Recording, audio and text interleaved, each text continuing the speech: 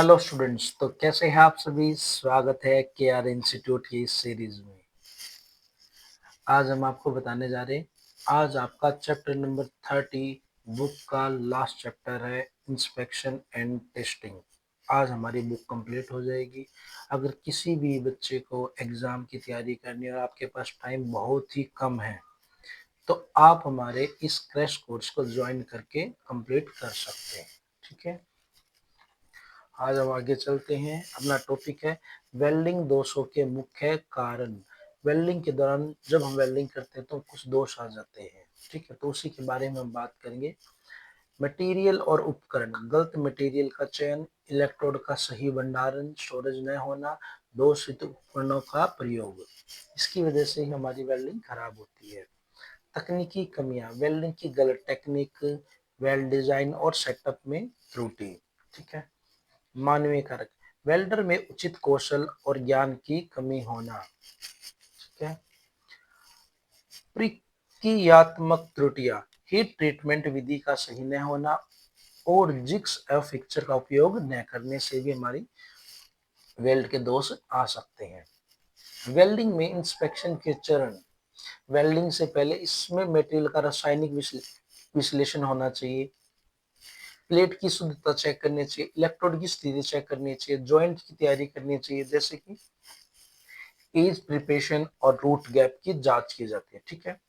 Welding के दौरान मुख्य उद्देश्य क्या देखना होता है, निर्धारित प्रक्रिया का पालन हो रहा है कि नहीं, कि हमारा कौन स्टिक है कि नहीं, वेल्डिंग मतलब करंट सही है कि नहीं, इलेक्ट्रोड कैसा है, ठीक है, फिक्सचर हमारा अच्छे से फिट है या नहीं है। ठीक है।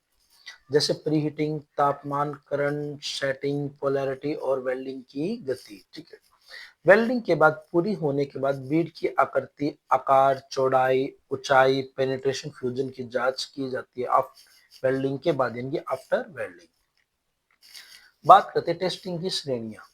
वेल्डिंग प्रशिक्षणों को मुख्य रूप से 3 वर्गों में बांटा गया। क्या क्या? Non destructive test.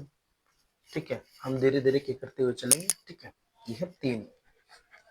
Non destructive test, इसमें संरचना को बिना नुकसान पहुंचाए उसका मूल्यांकन किया जाता है, यानी कि जांच की जाती है। कैसे? बिना नुकसान, नुकसान के बारे में, जैसे विजुअल इंस्पेक्शन, यानी कि डायरेक्ट आंखों से देखना या मैग्नीफाइंग ग्लास से बाहरी दोषों, अंडरकट या स्लैग को देखना।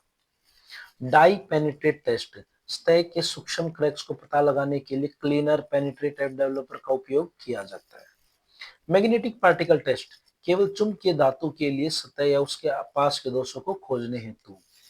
बात करते हैं रेडियोग्राफी और अल्ट्रासोनिक, आंतरिक दोषों का पता लगाने के लिए एक्सरेज, गामा रेज और ध्वनि तरंगों का उपयोग किया जाता है। ये तो है non destructive.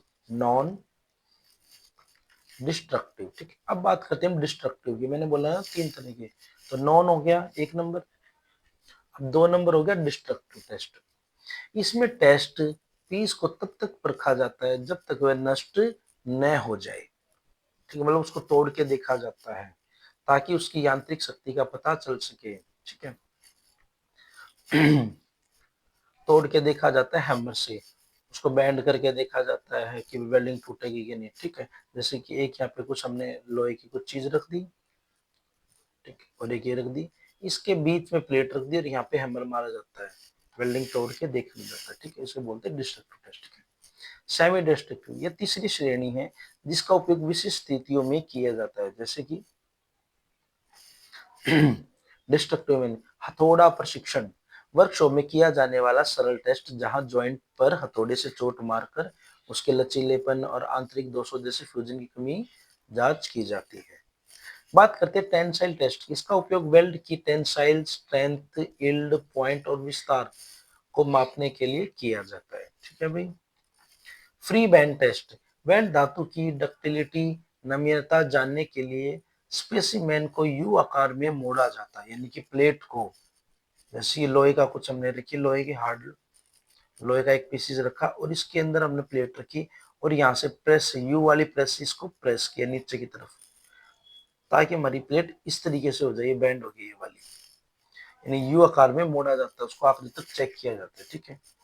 Face band test, जब स्पेसिमेन को इस तरह मोड़ा जाए कि वेल्ड का फेस खिंचाव टेंशन के अंतर्गत आए। ठीक है। रूट बेंड टेस्ट, जब वेल्ड का रूट जड़ की नीचे की ओर ही मुड़ने पर उसमें खिंचाव आए, यदि उन प्रशिक्षण के दौरान वेल्ड में कोई फ्रैक्चर नहीं आता तो वेल्ड सफल माना जाता है। इस तरीके से हम अपनी इंस्पेक्शन करते हैं, अपनी अपने जो हमने वेल्डिंग किया है, ठीक है, जो हमने जॉब बनाई है, इस तरीके से हम उसका टेस्ट करते हैं। ये था आपका पूरा क्रैश कोर्स। क्रैश कोर्स में क्या होता है, इसके अंदर हम थोड़ा थोड़ा डिटेल्स में बात करते हैं जिससे हमारी रिवीजन हो जाए। ये रिवीजन नोट्स भी बोल सकते हैं हम इन्हें, इसलिए हम इन्हें क्रैश कोर्स बोलते हैं, जिसमें अपना आपके पूरे चैप्टर का एक निचोड़ बना के बताया जाता है कि आपको आपके चैप्टर में क्या क्या होता है, ठीक, किस किस तरह के क्वेश्चन आ जाते हैं। एक बेसिकली रिवीजन की माफिक इसे देखा जाता है। आप किसी भी एग्जाम की तैयारी कर रहे हैं, ठीक है, और आप चाहते हैं कि आपके पास टाइम कम बट आपको रिवीजन करनी है, तो आप हमारे क्रैश कोर्स को ज्वाइन कर सकते हैं, ठीक है, और इससे आप अच्छे नंबर प्राप्त कर सकते हैं। Thank you, all the best. आगे हम अपना एक चैप्टर वाइज क्वेश्चन की सीरीज को स्टार्ट कर रहे हैं, ठीक है, तो आप इस चैप्टर के बाद क्वेश्चन आंसर की सीरीज को ज्वाइन कर सकते हैं। Thank you.